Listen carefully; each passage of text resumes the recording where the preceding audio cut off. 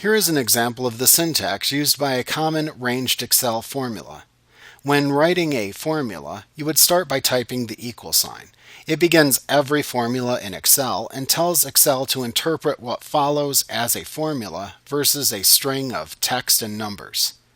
Following the equal sign, you would then type the name of the function.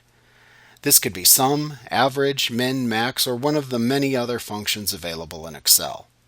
Following the function is the cell range upon which you want to perform the function. This cell range reference should always be enclosed in parentheses. Additional syntax symbols that you may see include the colon, which is used to separate the first and last cells in a cell range.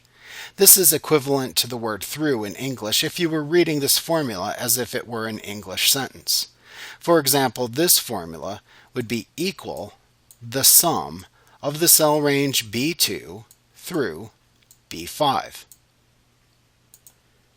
You may also see the comma, which is used to separate items within a list.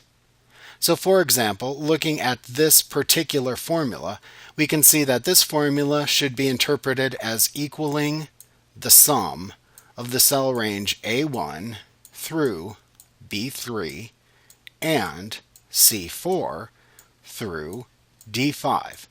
So you can think of the comma as being equivalent to the word and in English if you were reading a formula. You may also see the dollar sign, which is used to denote absolute references within cell references in a formula, and we'll discuss that more in Chapter 5.